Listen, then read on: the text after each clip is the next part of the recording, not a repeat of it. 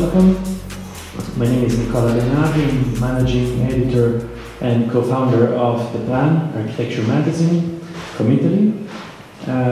We're here today in the showroom of Marazzi in Londra for a design talk. We welcome Stefanie Woodward. Hello, Stefanie. Hello. Stefanie is a partner and head of interior design at Cushman and Wakefield, the London office. And we're talking today with her about interior design, architecture, and the industry as well. So if you'd like to start describing us the way the office is organized and how you're developing the branch of interior design within Cushman and Wakefield currently.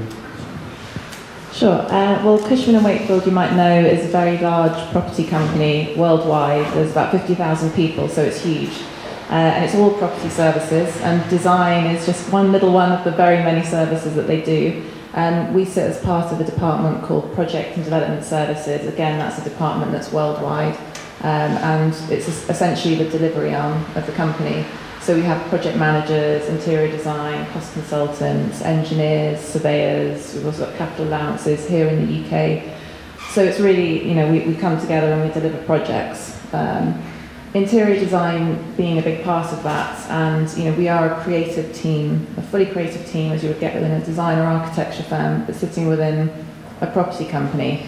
So, without losing the creativity, we have great insights because we have the insight from inside Cushman & Wakefield, right from the start with our clients. So I think, we really try and use that as an advantage and a differentiator in what we do, that we really are with a client right from the beginning. For example, right from the beginning with the agency team and that kind of thing, really understand them and their business in a different way. Would you like to describe us a couple of major projects you're currently involved, also to let us know how you work on projects, development, the process? Yeah. Well, the interior design team here in the UK, we've actually got them, for example, in Europe, we've got about 100, or more than 100 designers and architects. But the design team here in the UK, we predominantly do commercial interiors, so it's commercial workplace for the most part at the moment. And a couple of the projects we're working on at the moment, for example, we're doing full design for an investment company. ADM Investors are a great company. We're just helping them move into a new firm. So we're doing all the way through to completion with them. We do quite a few projects where we go through to RIBA stage 2 or 3, and then we move into design and build with them, because that's just sort of where the market seems to be going here, a lot of design and build. So we've got a couple of projects where we're doing that with a couple of companies. We're actually doing an internal project at the moment, which can make for the hardest client in some ways when you're designing for yourself. So we're working on our own offices here in London in the middle of a pilot project, just looking at that. So that's been really interesting, working with us as our own client as well. And how is Cushman and Wakefield as a client? Oh, I don't know if it's Cushman & Wakefield. I think it's just when you're working for your own company, it can be tough because you've got to live in that space, and all your colleagues are going to be the people inhabiting that space with you. So you really feel the added pressure. But it's been great, actually. I've only been in the job a year in Cushman & Wakefield, and it's actually been really great for just getting out into the business and getting to know people through that project. So in that sense, I've really been pleased it's just come at this time so that we can prove something to the company about what we can do. When involved in an interior design project, how do you approach the issue of materials? And how materials do inspire you and your team in the developing of a project?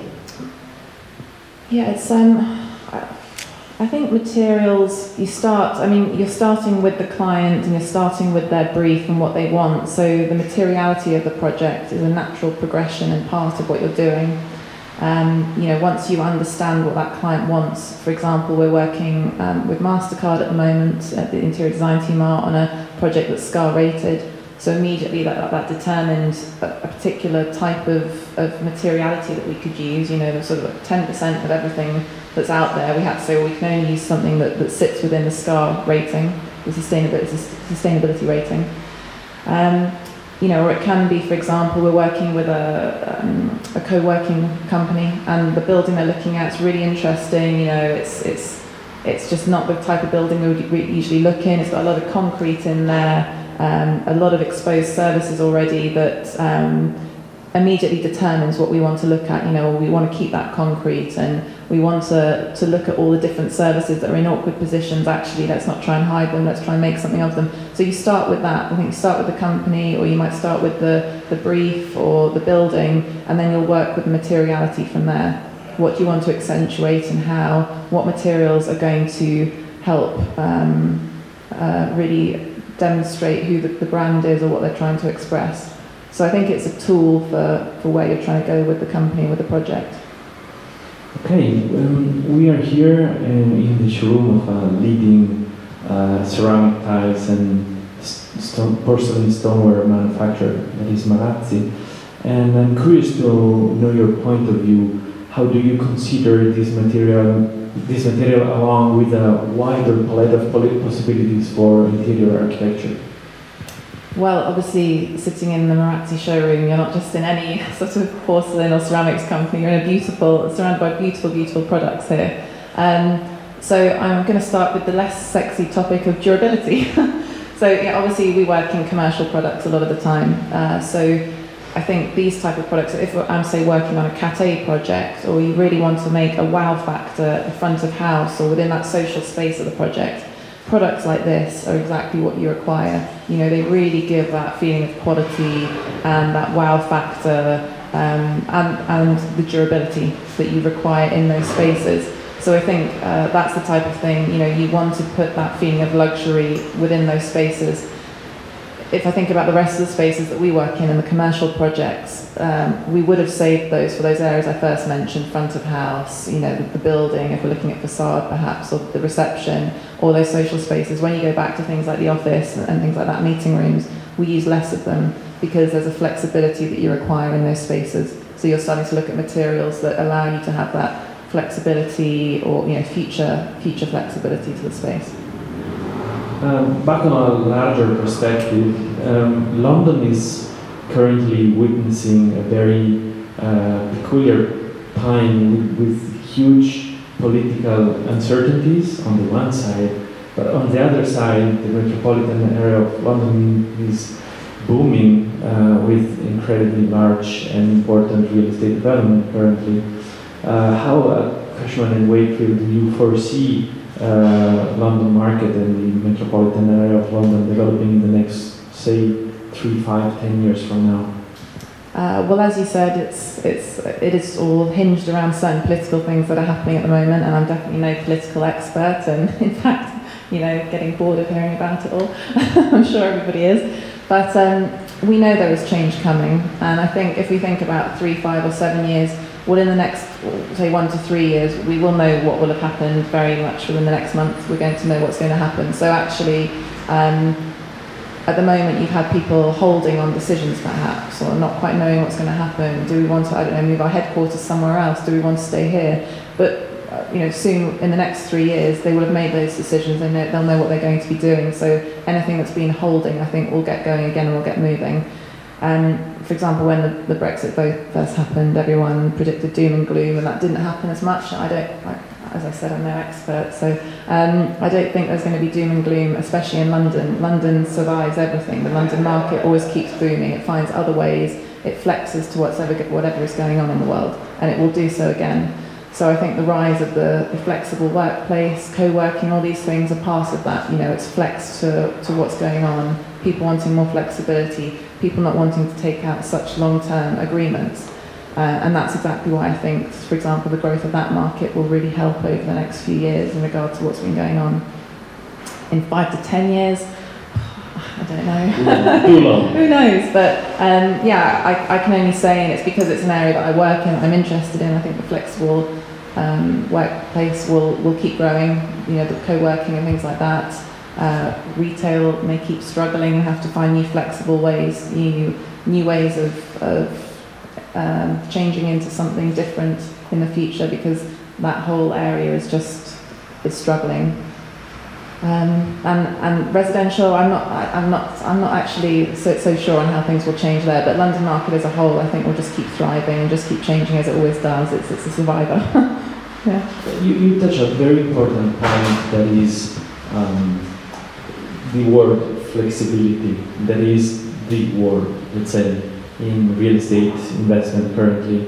How do you think that will develop? Because everybody's talking now about co-working and, of course, on the residential side, co-living, and all this new sort of conceptual space, which we are trying to understand how they will be realized in next years. But from a design point of view and from an entrepreneurial point of view, because Cushman in Wakefield is interested in both sides, how would you translate flexibility practically? In terms of the flexible workplace and things like that, you mean? Yeah. Because, for example, I was reading an article that the WeWork concept is developing all over the world, and it's so amazing. But on financial level, it is really difficult and challenging. They're losing money. And so how would that work? Yeah, I mean, specifically to WeWork, they are losing money. That was part of their model, that they wanted to put a load of investment, get themselves out there, and then, I suppose, look at obviously trying to make a profit. I don't want to make too many comments on that, but because I don't know their business model back to front. But that was their way of setting out their business. I think it's going to grow. So I think that's specific to WeWork, not specific to the market. You can look at somewhere I used to work, Regis, who've actually been doing that for a long time. WeWork have come along and done something that someone like Regis were actually doing for a long time. They've just done it differently. Whether you think that's better or not is everyone's different opinion on it. And it's definitely growing, and I think it will keep growing. And it is because of the things I was mentioning before. It gives people that flexibility. They don't have to take out such long-term decisions on things. Part of it you can say is a trend, or people just want to jump on the bandwagon of the latest trend. Maybe there's some decisions like that, but people are generally making business decisions here, so I think it's more than that. They actually are finding this is the right decision for their company to give them that flexibility of growth. They don't know, they can easily flex as the company grows or shrinks, but it also means that they can actually give something to their workforce that's much more appealing. So all these tech companies out there are building their cool tech offices. Another company might say, well, we can't afford to do that, but we can afford to maybe have a satellite office in a WeWork space or another co-working brand, and that gives us that appeal to that workforce. So I definitely, Cushman see it as growing, so Cushman's definitely feel confident that will grow. It's sort of under 5% of the market at the moment, and they only see it growing. So yeah, we invest in that. We have a flexible workplace department, and that's something that we see as very important as a company. Last question. In regards to London parks, here Clerknwell and next door Shoreditch has witnessed an incredible development in latest years. What comes next? Which are the new areas to invest here in London from your perspective? I really wish I knew that. Get my little bit of money. You must know that. I suppose it's not new, as you've got, I was going to say, around Battersea. It's anywhere like that. There's so much development around that area, and that's very exciting. I wish personally I bought something there just myself some time ago, because that's an area that's really going to thrive and is thriving. We've seen it in the east with where things are going, going further and further at Stratford and things like that. It's difficult. I think it can be one big developer comes in, like they did with the Battersea Power Station, and it can change everything. So I don't know after that which is next. I wish I knew that. Yeah, I'm going to have to get the magic glass ball out and see crystal ball and see if I can find that out and invest in it myself. So architecture fostering urban regeneration, that's a good topic. Yeah, I think so. So I think it can be the decision of one developer that comes in, and then it can completely transform an area, and they can really make a big impact on a region and an area. Or it could be, if you think about something like the new rail lines going into the country, how that can transform spaces and areas. Some people see it for the negative. If you're just thinking about it from a financial point of view, any types of those developments usually bring in more money to the area. it might not be the character that the local residents want, but essentially it's bringing more money in. Okay, I think there is a brunch waiting for us.